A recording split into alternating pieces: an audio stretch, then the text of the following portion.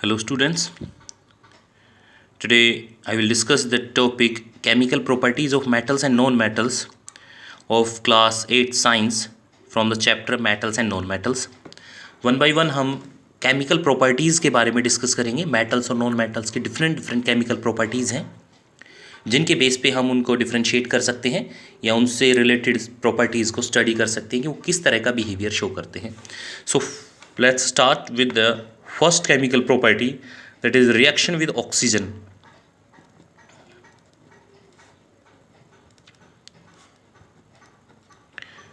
That how do metals and non-metals react with oxygen, what they form, and how do they react with oxygen.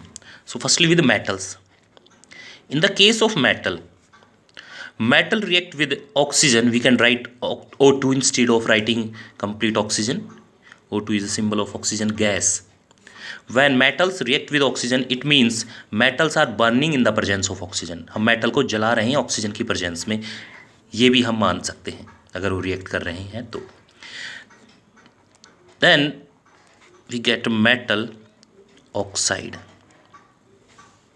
When metal react with oxygen gas, they form metal oxide. Metal oxide की formation होती है. The nature of metal oxide is basic. जितने भी metal oxide होते हैं वो basic होते हैं. दो इसमें एक्सेप्शन भी हैं. ये एग्जांपल में उनको समझेंगे कैसे. पहले एग्जांपल देखते हैं किसी भी एक मेटल का ऑक्सीजन के साथ रिएक्शन से. लेट कर लेते हैं सोडियम ऑक्सीजन के साथ रिएक्ट करता है. Then it forms metal oxide mean sodium oxide. It will form Na2O. अब यहाँ पर आपको Na के साथ 2 लगाने का रीज़न क्लियर होना चाहिए. ऑक्सीजन के लिए तो हम O2 लिखते ही हैं, बट यहाँ पर हमने Na के साथ 2 नहीं लिखा, यहाँ पर 2 लिखा. क्योंकि जब भी हम कोई फॉर्मूला बनाते हैं तो उसमें एक प्रोसेस होती है जिसमें हम किन्हीं 2 एटम्स को कंबाइन करते हैं तो उनकी वैलेंसी के ऊपर उनको बैलेंस करते हैं.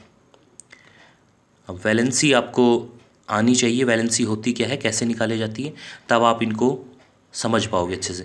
बट बेटर होगा अभी के लिए आप इनका फॉर्मूला लर्न कर लो. Na2O आपको अपकमिंग क्लास 9th में ये फॉर्मूला मेकिंग प्रोसेस पूरी बताई जाएगी. फिलहाल आप फॉर्मूला याद कर लें, थोड़ा इजी रहेगा आपके लिए अभी के लिए.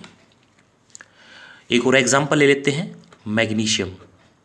मैग्नीशियम भी ऑक्सीजन की प्रेजेंस में बर्न होता है, तब ये बनाता है मैग्नीशियम ऑक्साइड. और इस मैग्नीशियम ऑक्साइड का नेचर भी बेसिक होता है. बेसिक नेचर एक सब्सटेंस का नेचर होता है किसी भी सब्सटेंस का जिसमें वो कुछ सिग्निफिकेंट कैरेक्टरिस्टिक्स शो करते हैं. जैसे बेस को अगर वाटर के अंदर डिज़ोल्व करें हम तो OH नेगेटिव आयंस रिलीज़ करते हैं. बेस का टेस्ट बिटर होता है, कड़वे होते हैं. बेस अगर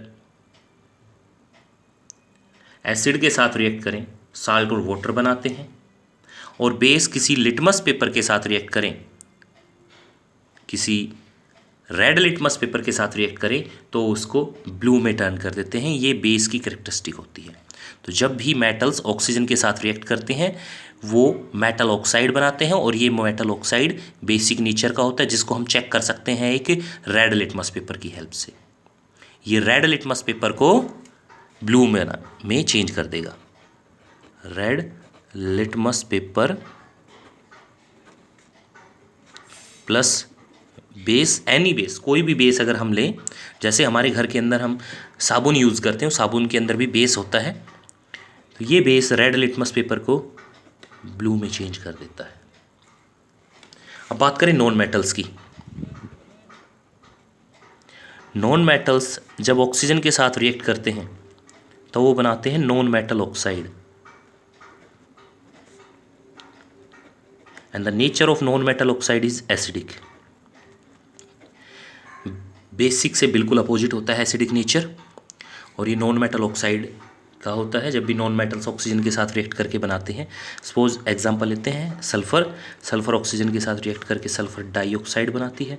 कार्बन ऑक्सीजन के साथ रिएक्ट करके कार्बन डाइऑक्साइड बनाती है.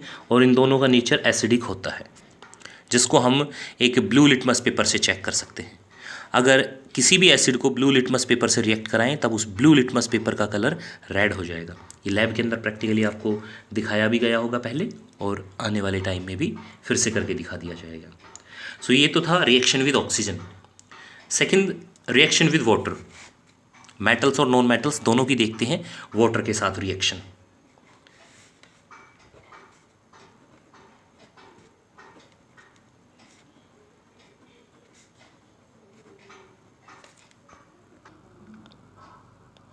मेटल्स 3 कैटेगरी में डिवाइड किए जा सकते हैं, हाईली रिएक्टिव मेटल्स, मॉडरेट यानी बीच के reactive metals and least reactive metals, जैसा कि रिएक्टिविटी सीरीज में दिया गया है। 3 कैटेगरी में डिवाइड हो सकते हैं। तो जो हाईली रिएक्टिव मेटल्स होते हैं लाइक सोडियम, पोटेशियम, कैल्शियम, ये कोल्ड वाटर के साथ रिएक्ट कर सकते हैं। हॉट वाटर से तो करते ही करते हैं, बट ये कोल्ड वाटर जो कि काफ़ी कम रिएक्टिव होता है उससे भी रिएक्ट कर सकते हैं। Moderate reactive metals like magnesium, aluminium, ये कोल्ड वाटर से रिएक्ट नहीं करते, ये हॉट वाटर से रिएक्ट करते हैं। और इससे भी less reactive metals like zinc, iron, ये हॉट एंड कोल्ड किसी भी वाटर से रिएक्ट नहीं करते, ये ओनली स्टीम से रिएक्ट करते हैं जिसके अंदर काफ़ी ज़्यादा हीट प्रेजेंट होती है, जो काफ़ी ज़्यादा रिएक्टिव होती है। और ये रिएक्ट करने के बाद, कोई भी मेटल वाटर से रिएक्ट करने के बाद हॉट, कोल्ड या स्टीम से रिएक्ट करके हाइड्रोजन गैस इवोल्व करता है। हाइड्रोजन गैस को चेक करने के लिए हम हाइड्रोजन गैस को एक कंटेनर में स्टोर कर सकते हैं, और जैसे ही बर्निंग मैच स्टिक नज़दीक लेके जाएंगे वो एक पॉप साउंड के साथ बर्न होती है। ये आइडेंटिफिकेशन है कि उस कंटेनर के अंदर हाइड्रोजन गैस प्रेजेंट थी।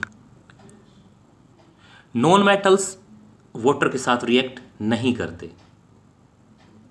Okay, now third is reaction with acids.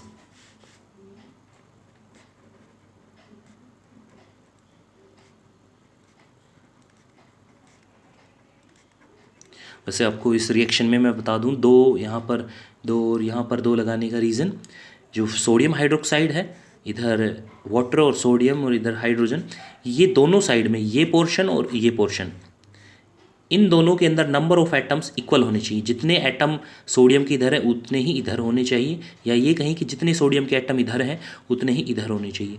तो इन दोनों साइड में हम नंबर ऑफ एटम्स को इक्वल करने के लिए 2, 3, 4 से मल्टीप्लाई कर सकते हैं। जैसे यहाँ पर 2 से मल्टीप्लाई किया सोडियम को, क्योंकि यहाँ पर सोडियम 2 हो गए थे, यहाँ पर हाइड्रोजन 4 है, यहाँ पर 2 + 2 हाइड्रोजन 4, यहाँ पर 2 ऑक्सीजन है, यहाँ पर 2 ऑक्सीजन।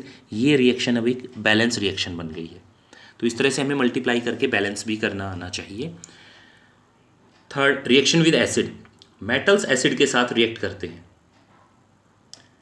जो हाईली रिएक्टिव मेटल्स हैं वो बहुत रैपिडली रिएक्ट करते हैं, विग्रेसली यानी बहुत तेज़ी के साथ रिएक्ट करते हैं, और साल्ट प्लस हाइड्रोजन गैस की फॉर्मेशन करते हैं।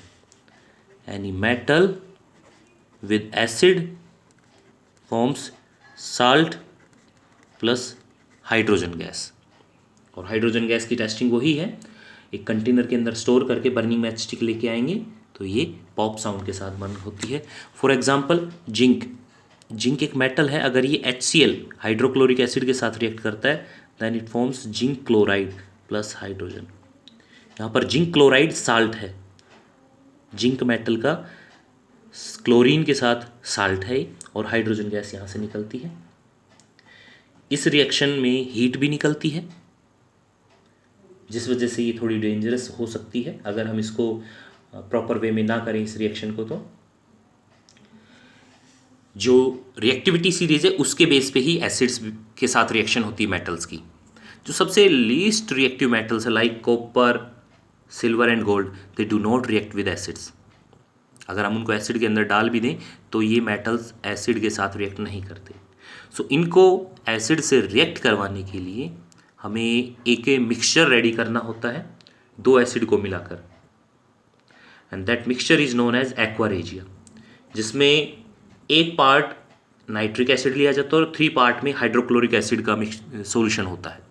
एक पार्ट नाइट्रिक एसिड और 3 पार्ट हाइड्रोक्लोरिक एसिड को मिक्स करके जो मिक्सचर बनता है, उस मिक्सचर को हम गोल्ड, सिल्वर, कॉपर, इन मेटल्स के साथ भी रिएक्ट करवा सकते हैं, and they will release hydrogen gas from there.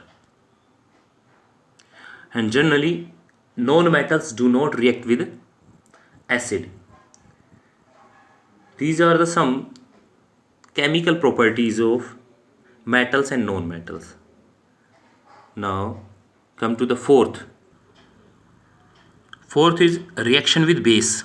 Generally सारे मेटल बेस के साथ रिएक्ट नहीं करते, कुछ एक मेटल्स ही बेस के साथ रिएक्ट करते हैं, जैसे एल्यूमिनियम और जिंक, ये दोनों मेटल बेस के साथ रिएक्ट कर सकते हैं। साल्ट और हाइड्रोजन गैस की ही फॉर्मेशन होती है और नॉन मेटल्स रिएक्ट नहीं करते। अब इसमें एक चीज़ और याद रखनी है आपको, बार बार एक टर्म आती है बुक के अंदर, एल्कली। एल्कली होते क्या है, जो भी बेस वाटर के अंदर डिजोल्व हो जाते हैं उन्हें हम एल्कली बोलते हैं। Mean water soluble bases are known as alkali. अभी यहाँ से एक रिएक्शन और निकल के आती है, that is known as displacement reaction.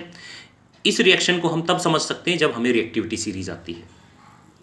Displacement reaction के अंदर एक मोर रिएक्टिव एलिमेंट या एक मोर रिएक्टिव मेटल एक लेस रिएक्टिव मेटल को उसके साल्ट से डिस्प्लेस कर देता है। For example, when iron reacts with copper sulphate, it forms iron sulphate plus copper. Copper यहाँ से बाहर निकल जाता है क्योंकि आयरन कॉपर से ज़्यादा रिएक्टिव है, इसलिए कॉपर को यहाँ से हटा देता है और आयरन खुद अपने आप को यहाँ पर सल्फेट के साथ जोड़ लेता है।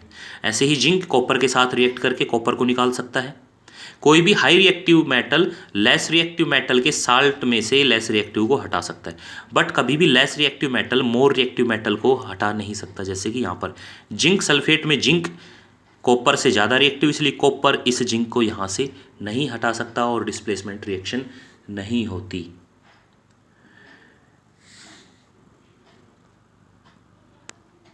जो रिएक्टिविटी सीरीज की बात हुई थी, रिएक्टिविटी सीरीज के अंदर हम मेटल्स को उनके ऑर्डर ऑफ रिएक्टिविटी में अरेंज करते हैं, जिसमें सबसे टॉप पर जो मेटल रखा हुआ है that is top reactive, most reactive metal. सबसे ज़्यादा रिएक्टिव मेटल को सबसे ऊपर रखा गया है और सबसे कम रिएक्टिव मेटल को सबसे नीचे रखा गया है। इस तरह से इस सीरीज़ को बनाया गया है। इस सीरीज़ के अंदर जो एलिमेंट्स हैं उनको याद रखने की एक ट्रिक है। द ट्रिक इज़ काशीनाथ का माली आलू जरा फीका पकाता है। अब इन वर्ड्स से हम लेटर्स को मैच करके, अगर हमें किसी भी इन एलिमेंट्स के सिंबल्स पता हैं तो हम उन सिंबल्स को इन लेटर्स के साथ मैच करके आसानी से याद कर सकते हैं इस ट्रिक की हेल्प से। और ये ट्रिक हमारे लिए काफ़ी यूज़फुल है, 10th क्लास में भी काफ़ी यूज़ होगी और हायर क्लासेस में भी। हम इस सीरीज से ये पता लगा सकते हैं कि ये वाला मेटल दूसरे मेटल को रिप्लेस कर पाएगा या नहीं। जैसे हमसे पूछा जाए कि क्या कॉपर आयरन को रिप्लेस कर सकता है, नो।